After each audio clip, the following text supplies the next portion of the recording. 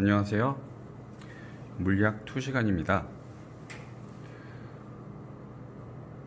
물리학 1에 이어서 물리학 2를 배우게 되는데요. 이번 시간은 물리학 2에 대한 전반적인 소개를 하겠는데, 교과서가 지금 물리학 1이 있네요. 그러면 작년에 물리학 1을 어떤 내용을 했는지 한번 전체적으로 보고, 그것이 물리학 2에선 어떻게 연결되는지 전체적인 목차 이걸 한번 비교를 한번 해보겠습니다. 그래서 보면 작년에 배웠던 거 혹시 기억나요? 까먹었죠? 그럼 잠깐 한번 봅시다. 작년 이쪽은 이제 물리학 1, 이쪽은 이제 물리학 2가 되겠죠. 물리학 1의 단원에서는 크게 역학과 에너지, 물질과 전자기장, 파동과 정보통신, 이렇게 세 가지 단원을 했습니다. 그럼 물리학 2로 넘어가게 되면 역학적 상호작용, 그리고 전자기장, 그리고 파동과 물질의 성질. 이름 가지고 얘기를 하면, 챕터 제목을 가지고 얘기를 해보면, 물리학 2에 있었던 물질 전자기장이 요 물질 부분이 오른쪽으로 가서 3단원에 가서 물질 이렇게 넘어갔다고 생각하면 얼추 비슷할 것도 같아요. 양은 좀 비슷하겠지만 내용은 좀 차이가 나는데요. 한번 구체적으로 한번 볼게요. 물리학 1에서는 역학과 에너지 단원을 보면 힘과 운동, 그래서 어떤 물체가 힘을 가하게 되면 운동을 하겠죠. 그럼 그런 운동엔 어떤 법칙을 따라서 움직이는지, 그리고 그 물체의 상호작용은 어떻게 되는지, 운동량과 충격량은 어떻게 되는지, 그리고 그것들의 에너지는 어떻게 보존되는지를 한번 했었고요. 그것과 더불어서 열 에너지를 했었죠. 그 다음에 이제 시공간과 에너지에서 이 부분을 했던 건 뭐냐면 특수상대성 이론을 했었습니다. 그럼 2학년 때 했던 역학과 에너지, 요 물리학 1이 고3에 올라가면 역학적 상호작용에서 그 힘이 어떤 것인지, 그리고 그 힘이 물리학 1에서는 힘을 작용하면 물체가 움직여요. 그런데 그 물체가 움직이는 게 단순히 속도의 변화량, 가속도만 가지고 했었다면, 그게 물체 하나가 가만히 있을 때 이게 힘이 작용할 때 꼭 가속도 운동을 하지 않고 제자리에서 회전 운동도 하더라. 그래서 그 회전에 대한 부분을 배우는 것이 물체의 평형입니다. 그래서 흔히 돌림힘이라고 얘기하죠. 이 부분은 여러분이 배우고 있는 2015 개정교육과정이 아닌 그 전의 교육과정에서는 이 부분이, 물체 평형 부분이 이제 물리학 1이었어요. 네, 그것이 이제 물리학 2로 넘어온 부분이고요. 그리고 또 물리학 1에서 힘을 가하게 되면 어떻게 되더라라고 얘기하는 걸, 그때는 그냥 속도가 변합니다, 이렇게 얘기했던 부분을 이제 그 물체의 속도는 어떻게 변하는지, 방향은 어떻게 되는지, 그리고 속력의 변화량은 어떻게 되는지, 그래서 그걸 등가속도 운동, 그리고 포물선 운동이라고 얘기하면 어떤 물체를, 여기 있던 물체를 던집니다. 던지게 되면 물체는 이렇게 포물선 운동을 할게요. 그래서 그 포물선 운동은 어떤 규칙을 가지는지, 수식적으로 어떻게 표현을 해주는지 얘기를 하는 거고요. 등속 원운동이라고 얘기하면 속력은 일정해. 그런데 원운동, 그래서 이건 뭐냐면 물체가 속력은 일정한데 방향만 바뀌는 이런 원운동을 얘기합니다. 그리고 케플러의 법칙과 뉴턴의 중력 법칙, 이 부분은 뭐냐면 원운동을 조금 더 확장시켜서 타원 운동까지 이제 확장시킨 겁니다. 그래서 그럴 때도 뉴턴의 운동 법칙은 성립되더라라고 얘기하면 물체의 운동을 배울 거고요. 2학년에 있던 물리학 1에서 있던 시공간과 에너지 요 단원에서 이제 특수 상대성 이론 했었죠. 여기에서 뭐냐면 이제 아인슈타인이 했던 일반 상대성 이론을 좀 더 나가는 겁니다. 그럼 이제 이 단원을 한번 보면요.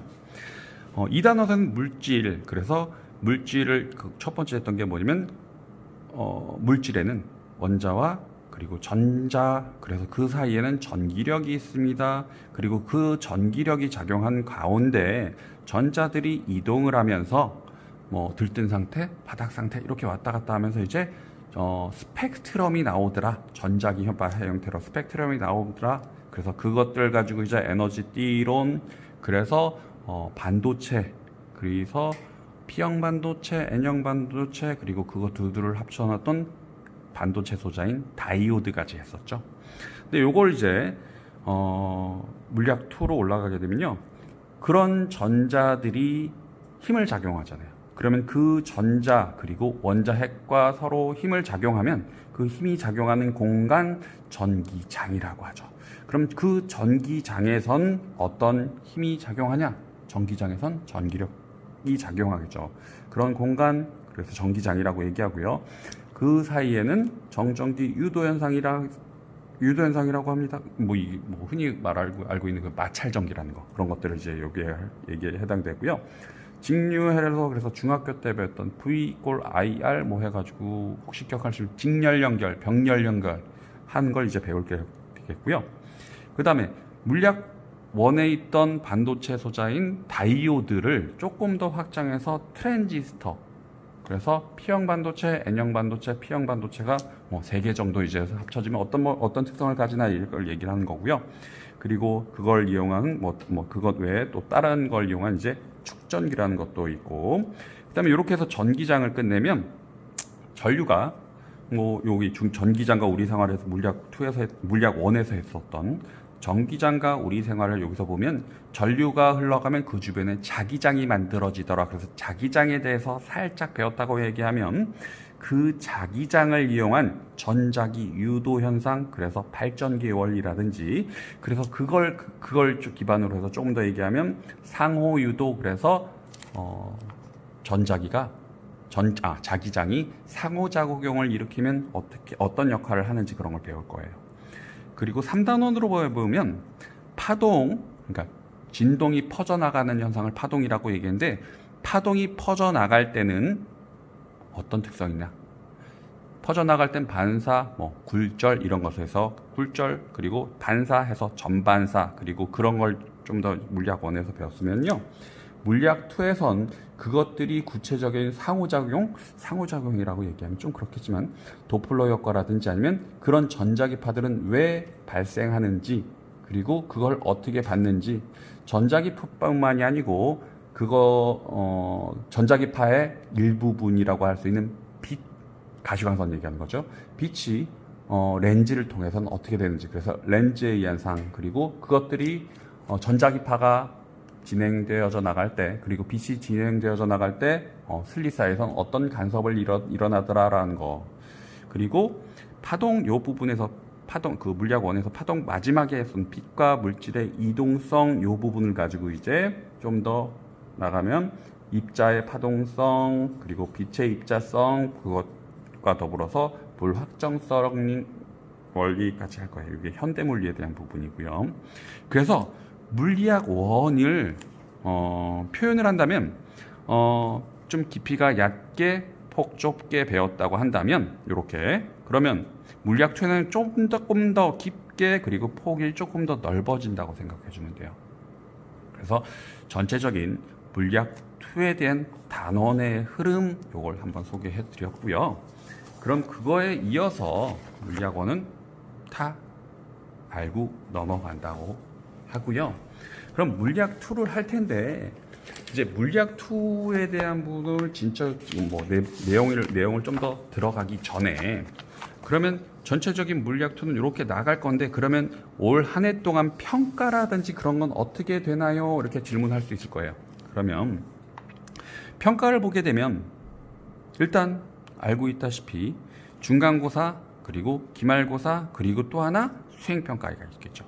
그러면 우리가 고등학교 2학년 때 물리학 1에서는 지필평가가 70%였어요. 그래서 중간고사 35%, 기말고사 35%, 수행평가 30%였어요. 그런데 올해 바뀐 건 뭐냐면, 중간고사가 일단 1학기 기준으로 얘기하면 중간고사가 있을 테고요. 그리고 기말고사가 있을 겁니다. 그런데 중간고사가 작년에는 35%였는데 올해는 30%로 바뀌었어요. 그리고 기말고사도 30%예요. and 수행평가가 그럼 몇 %일까요? 그렇죠. 40%입니다. 수행평가 비율이 높아졌다는 얘기고요. 물론 중간에 고사에서도 객관식이 있을 거고요. 그 다음에 서술형이 있을 겁니다. 그래서 여기에서 객관식 70%, 서술형 30%예요. 그 말은 뭐니? 객관식은 70점 만점이고요. 서술형은 30점 만점과 작년과 동일한다는 얘기고요. 물론 기말고사도 똑같이 객관식 70%, 서술형 30% 이건 동일합니다. 그럼 수행평가는 어떻게 가냐면 지금 현재 계획은 어떻게 되냐면 학생들이 이제 여러분들이 이제 개학을 하고 지금 현재 뭐 내일이면 오늘이면 개학을 하겠지만 등교를 하게 되면 원래 했던 방식대로 발표 요게 10%예요. 그리고 또 실험이 2개에서 20%일 예정이고요. 그 다음에 논술 요게 해당되는 동영상 작년에 했던 거가 있죠. 그래서 해당되는 영상을 보고 그거에 관련된 내용을 적고 그거에 관련된 부여 부가 설명이라든지 아니면 학생 여러분들이 느꼈던 그런 점을 좀 기록하는 그런 거 논술을 써주면 되겠고요. 이렇게 계획은 하고 있어요. 계획은 되는데 이게 만약에 온라인 학습이 원격 수업이 계속 진행되어져 나간다면 그건 좀 변경될 수 있을 거예요. 물론 2학기 때는 어떻게 되냐면 2학기든 동일해요. 중간고사 30%, 기말고사 30%, 그리고 수행평가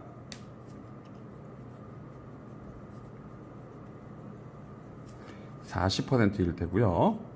그거에 따라 객관식 70%, 서술형 30%, 객관식 70%, 서술형 30% 동일하고요. 기말고 2학기 때는 발표가 빠지는 대신에 실험 30%, 그리고 논술이 10%일 예정이에요. 예정. 일단 이렇게 되고요. 평가는 이렇게 되는데 그러면 시험 범위는 어딘가요? 매 학년 첫 시간에 선생님은 시험 범위를 다 공지하죠. 예정하고 있는 부분은 어디냐면 시험 범위를 1학기 때까지는 1단원, 2단원 여기까지 나가려고 해요. 여기까지 왜냐 이렇게 범위가 많은가요? 라고 얘기할 수는 있는데 전체적인 수능 진도와 그리고 9월 평가원 그걸 기준으로 얘기한다면 여기 정도까지 나가줘야지 그게 될 것 같아요. 그래서 여기까지가 1학기입니다. 그러면 요 마지막까지가 2학기겠죠? 2학기 될 테고요. 그러면 요거는 1단원, 2단원이 1학기니까 여기까지가 중간고사예요? 아니 여기까지는 아니고요. 왜냐면 소챕터로 따져보면 1단원이 좀 많아요. 2개, 3개, 4개죠. 4개, 2개, 3개 해주면 몇 개죠? 총 11개죠. 2단원을 보면 소챕터 5개, 3개 하면 8개예요. 그러면 11개, 8개 하면 좀 차이가 나잖아요. 그래서 요걸 차이를 두기로 했습니다. 그래서 요쪽에서 하면 여기가 몇 개죠? 6개, 7, 8개면 여기 어디서 좀 나눠줘야 될 것 같은데 그래서 연속성이 좀 떨어지는 부분을 좀 나눠보다 보니까 어디쯤 되냐면 여기쯤 되지 않을까 생각을 해요. 그래서 1과 운동에너지, 그 운동에너지를 역학적 에너지, 포텐셜 에너지가 어떻게 보존되는지까지 배우고 물론 요걸 가지고 좀 더 확장시켜서 1과 에너지에서 다 보존으로 해주면 되겠지만 여기가 조금 연속성이 좀 떨어지는 것 같아서 여기를 자를 거예요. 그래서 1단원 역학적 상호작용에 4단원 열과 에너지에서 두 번째 챕터인 역학적 에너지 보존까지를 여기를 중간고사 범위로 잡을 거고요. 기말고사는 2단원 끝에까지인 자기장의 끝. 그래서 기말고사가 이렇게 될 겁니다. 2학기 때는 시험 범위는 파동과 현대물리에서 5개, 3개 하면 약간 차이가 나겠지만 여기까지를 기본적으로 지금 현재 생각은 중간고사, 여기까지를 기말고사 이렇게 범위로 지금 잡고 있어요. 약간 뭐 여기까지 올라갈 수도 있겠지만 일단 지금 현재는 그래요. 일단 변경되면 다시 한번 얘기를 공지를 해줄 거고요. 여기까지 전반적인 그 단원을 어떻게 나갈 건지를 설명을 해줬습니다. 그럼 그에 의해서 물리학 첫 시간이니까 또 하나 해줘야 되는 부분이 뭐냐면요. 이론적인 내용뿐만이 아니고 우리는 실험실에서도 실험을 할 거예요. 그러다 보니까 실험실 안전 수칙을 요걸 교육을 꼭 해야 돼요. 그래서 요거 잠깐 보면 2강이라고 하는 그 1-2단원의 1-2강 거기에 보면 실험실 안전 수칙이라고 요거 있을 거예요. 그래서 요거 한번 받아가지고 한번 보시면 젖은 손으로 만지지 않아요. 안전 설비와 비상구의 위치를 알아둬요. 긴 머리는 없으니까 담당하게 묶고, 그 다음에 지도교사의 허락과 지시에 따라요. 그리고 실험복, 마스크, 보안경, 안전장비를 잊지 않고 착용하세요. 그리고 실험기구는 정확한 사용법을 숙지한 후 사용해야 되고, 알코올 램프 사용 시에는 경각심 주의하라는 얘기죠. 불 조심해야 되고요. 사고가 발생하면 큰 소리로 불이야! 전기가 불났어요! 아니면 여러 가지 뭐 알려줘야 된다는 얘기고요. 화학물질은 맛보면 안 돼요. 대표적으로 화학실이나 실험실에 있는 거, 선생님 이거 먹어도 돼요 안 돼요? 물론 학교에 있는 것들은 먹어도 돼요 안 돼요 라고 얘기하기는 좀 애매한 게 뭐냐면, 이거 먹으면 죽어요 안 죽어요 라고 얘기하는 거, 거기는 실험실에 있는 설탕 먹으면 돼요 안 돼요 라고 얘기하면 먹어도 상관없어요. 실험실에 있는 설탕 같은 거예요. 근데 그걸 사용하는 용기들이 선생님들은 되게 깨끗하게 씻었다고 생각을 하겠지만 학생 여러분들이 제대로 깨끗하게 씻었나 씻지 않았나는 애매하죠. 그런 거 여러 가지 화학물질이 묻어 있을 수도 있어요. 그래서 특별히 먹는 거라든지 그런 거는 맛보면 안 돼요. 그리고 실험실에서 장난하면 안 돼요. 음식물 먹으면 안 돼요. 자리 비우지 않아요. 실험실에 뛰면 위험해요. 실험 전후 정리정돈해요. 폐기물은 폐기물통에 버려요. 뭐 기본적인 안전수칙 책상 위에 이제 실험실에 오면 다 있을 테고요. 그것과 더불어 하나 또 사이트를 몇 개의 링크를 걸어 놓은 게 있는데, 중등 공통 실험실 3단계 전, 중, 후, 그리고 실험실 화재 발생 시 대처법, 그리고 실험 중 안전사고 대처법, 야외 실험 안전수칙, 공통 안전장비 착용법, 요거 링크 걸어놨으니까요. 꼭 봐줬으면 좋겠어요. 그래서 이번 시간은 여기까지입니다. 그럼 다음 시간에 뵙겠습니다.